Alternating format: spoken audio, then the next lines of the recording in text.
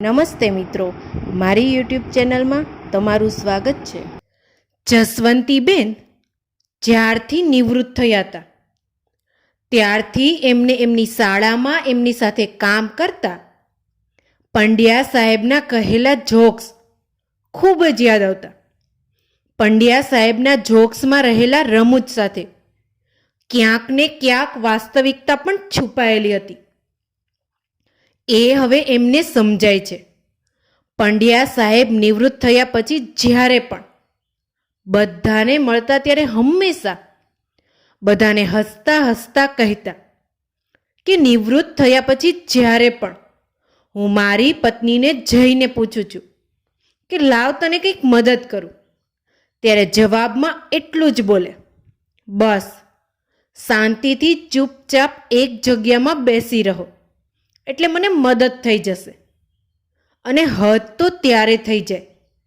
ઘર કામમાં મારી મદદને દખલગીરી સમજતી મારી પત્ની મારાથી કંટાળીને પ્રિન્સિપલ પાસે ગઈ અને પૂછ્યું કે તમારી પાસે ખરેખર પંડ્યા સાહેબને લગતું કોઈ કામ નથી?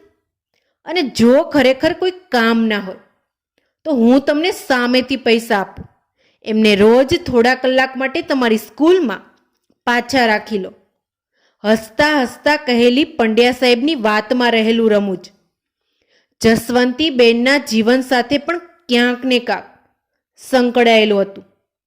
આખું જીવન એક શિક્ષિકા તરીકેની ફરજ બજાવનાર જસવંતીબેનની અંદર રહેલી એક શિક્ષિકાની આત્મા નિવૃત્ત થયા પછી પણ પોતાના ઘરમાં પોતાની ટેવ મુજબ પતિ અને બાળકોને પોતાનું જ્ઞાન વહેંચવા તત્પર રહેતી. ક્યાંક કશું ખોટું થતું હોય, કોઈ કામમાં સલાહની જરૂર હોય તો પોતાના વ્યવસાયને અનુસરતા જસવંતીબેન પોતાનું જ્ઞાન પોતાના પરિવારના સભ્ય જોડે જેવું વહેંચવાનો પ્રયત્ન કરતા. ઘરના લોકો કંટાળીને આઘા પાછા થઈ જતા અને કહેતા, લેક્ચર ચાલુ થઈ ગયું, હવે 45 મિનિટનો પીરિયડ પૂરો થશે પછી જ બંધ થશે. ત્યારે જસવંતીબહેનને થતું કે જેને જેમ કરવું હોય એમ કરે, હવે મારે મારું નિવૃત્ત જીવન મારી રીતે માણવું છે અને અત્યાર સુધી જે ના કર્યું હોય એ બધો જ શોખ પૂરો કરવો છે.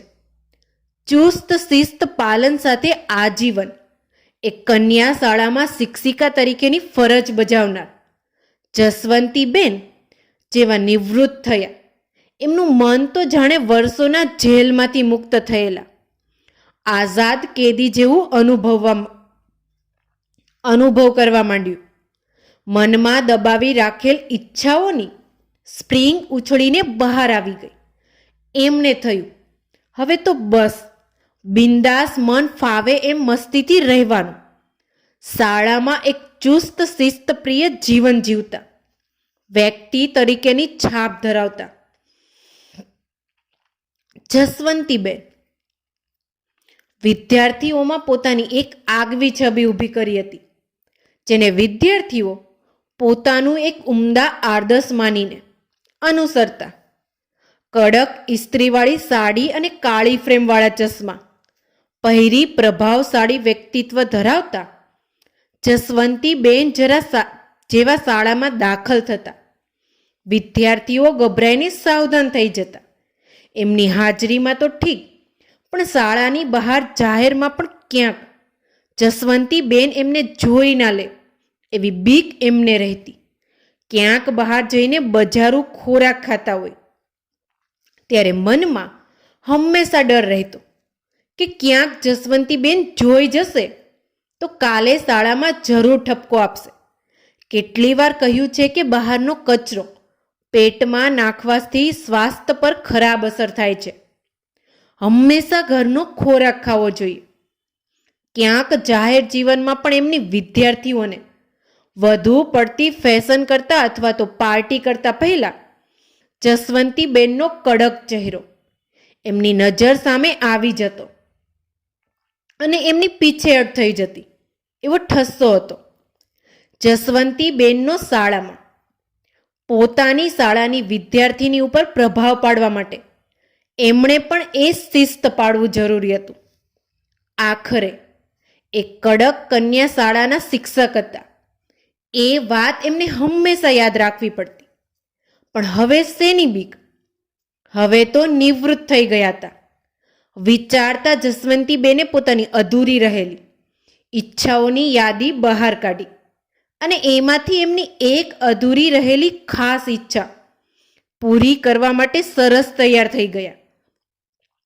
હંમેશા કડક ઇસ્ત્રીવાળી સાડી પહેરતા જસવંતીબેને આજે એક સરસ મજાની બ્રાન્ડેડ કુર્તી અને લેગીસ પહેરી અને માથે ગોગલ્સ ચડાવ્યા અને પોતાનું ટુ વ્હીલર લઈને ઘરની બહાર નીકળ્યા. ખુલ્લી હવામાં નિશ્ચિંત શ્વાસ લઈ રહેલા જસવંતીબેન જેવા એમના ઘરની બહાર નાકા પર પહોંચ્યા, એમની નજર ખૂણામાં પાણીપુરીનો ઠેલો લઈને ઊભેલા ભૈયાજી પર પડી. વર્ષોથી પાણીપુરીના ઠેલાવાળો એ ખૂણામાં એમના માટે મુખ્ય આકર્ષણનું કેન્દ્ર હતું. જ્યારે પણ કડક સાડી પહેરીને એ શિસ્તપ્રિય શિક્ષક જસવંતીબેન ત્યાંથી પસાર થતા, એ પાણીપુરીના ઠેલા પર નજર કરતા પોતાની જાતને રોકી ન શકતા.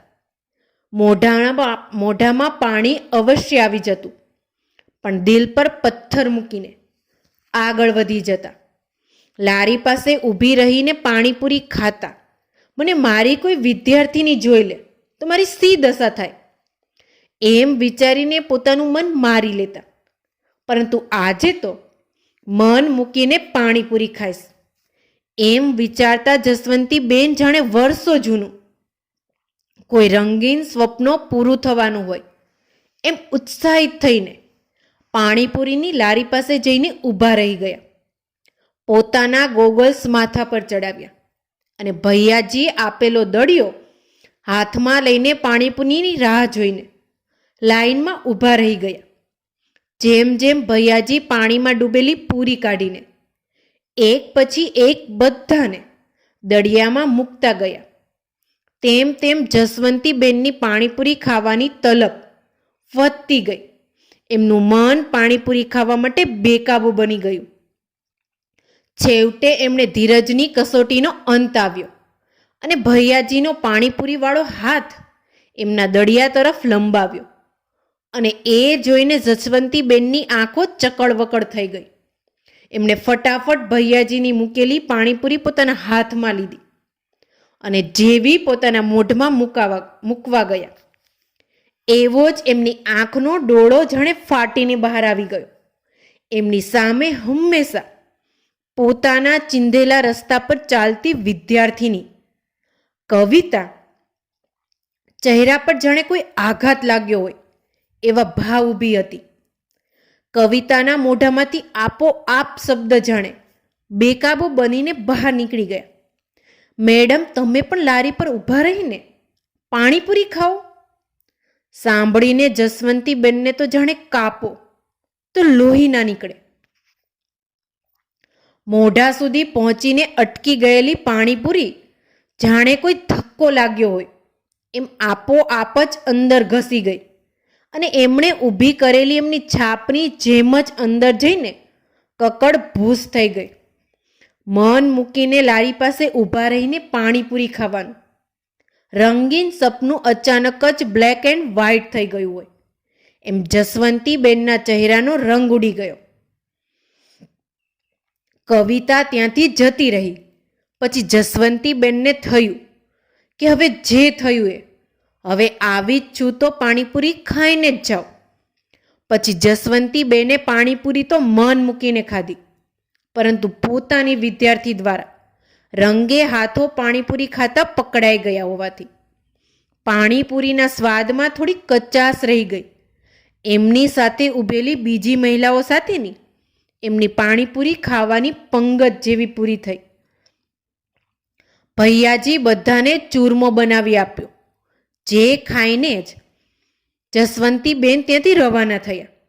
હજી તો ઘરે જ પહોંચ્યા એટલી થોડી જ વારમાં પેટમાં દુખાવો ઉપડ્યો.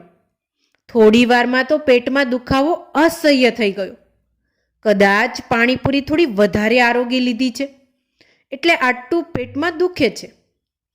એમ વિચારીને જસવંતીબેનને થયું ડૉક્ટરને બતાવી દો, નહીં તો પછી રાત્રે હેરાન થઈશ. એમના ઘરની નજીક જ એક નાનું દવાખાનું ખુલ્યું હતું. એમના ફેમિલી ડૉક્ટરનું દવાખાનું થોડું દૂર હોવાથી એમને થયું કે નજીકમાં ખુલેલા નવા દવાખાનામાં જઈને બતાવી દો. એમ વિચારીને જસવંતીબેન જેવા નજીકના દવાખાને ગયા અને રિસેપ્શનિસ્ટે એમને અંદર મોકલ્યા. સામે જોઈને ફરી એકવાર એમની આંખો બહાર આવી ગઈ. પોતાની જ એક વિદ્યાર્થીને ડૉક્ટરના રૂપમાં પોતાના સામે બેઠેલી જોઈને એકવાર તો જસવંતીબેનને થયું કે પીઠ બતાવીને ફટાફટ પાછી બહાર જતી રહું. પછી જેમ તેમ હિંમત એકઠી કરીને એમણે ડૉક્ટરને પોતાની તકલીફ બતાવી અને એનું કારણ પણ કહ્યું. તકલીફનું કારણ જાણીને ડૉક્ટરે જસવંતીબેનને ઠપકો આવ્યો. હવે આ ઉંમરે કંઈ તમારી લારીની પાણીપુરી ખવાય? જીભ પર થોડો સંયમ રાખો તો જ સ્વાસ્થ્ય સારું રહેશે. પોતાની વિદ્યાર્થી પાસેથી પોતે જ આપેલું જ્ઞાન પાછું મેળવીને જસવંતીબેન શરમથી પાણી થઈ ગયા. દવા લઈને ભારે પાછા ફર્યા. મનમાં થયું કે આ તે કેવી મજબૂરી, જવું તો ક્યાં જવું? હવે તો થોડા દિવસ ઘરની બહાર જ નથી નીકળવું. થોડા દિવસમાં તો મને મારા વિદ્યાર્થીઓ વિસરી જશે. થોડા દિવસ પછી જસવંતીબેનના ઘરે એક લગ્ન પ્રસંગમાં હાજરી આપવા આમંત્રણ આવ્યું.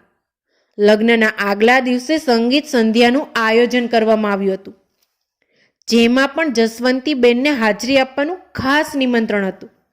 એમના મનમાં ફરી એકવાર લગ્ન પ્રસંગમાં જઈને સંગીત સંધ્યામાં મન મૂકીને નૃત્ય કરી લેવાની ઈચ્છા જાગૃત થઈ. પોતાની નોકરી દરમિયાન તો એમનો ઠસ્સો એવો હતો કે ક્યારેય કોઈ વિદ્યાર્થીઓનું ટોળું ભેગું થઈ ને શાળાના પ્રાંગણમાં નૃત્ય કરતું દેખાઈ જાય તો એમને ઠપકો આપવા માટે તરત જ એમની એન્ટ્રી પડી જતી. જે જોઈને મોહબ્બતે પિક્ચરના પરંપરા અને અનુશાસન પ્રિય અમિતાભ બચ્ચનનું પાત્ર બધાને યાદ આવી જતું. છોકરીઓને અલ્લડપણું ના શોભે. હવે તમે લોકો કંઈ નાના નથી રહ્યા. સાંભળીને વિદ્યાર્થીઓ જ ઝંખવાઈ જતી. એક કડક સ્કૂલના કડક શિક્ષકની ફરજ બજાવવાની જવાબદારીના બોજ નીચે જસવંતીબેનની પણ કેટલી ઈચ્છાઓ દબાઈ ગઈ હતી, જે બહાર આવવા માટે થનગની રહી હતી. સંગીત સંધ્યામાં હાજરી આપવા માટે જસવંતીબેને કિંમતી ડિઝાઇનર ડ્રેસ પહેર્યો, ડાર્ક લિપસ્ટિક અને નેલ પોલિશ લગાડી, વાળમાં સરસ હેરસ્ટાઇલ કરી અને તૈયાર થઈ ગયા. મનમાં ઊંડે છુપાયેલું નૃત્ય પ્રત્યેનું આકર્ષણ આજે ખીલીને બહાર આવી ગયું હતું. પ્રસંગમાં પહોંચીને ત્યાં ચાલી રહેલા ભાંગડા નૃત્યમાં પોતે સામેલ થઈ ગયા.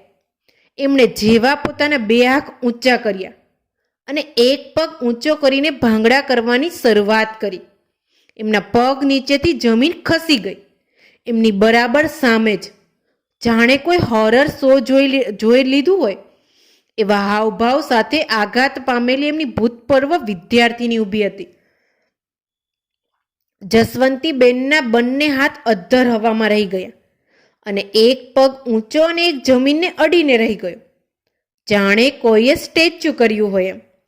એ ત્યાંને ત્યાં જ એ સ્થિતિમાં સ્થિર રહી ગયા.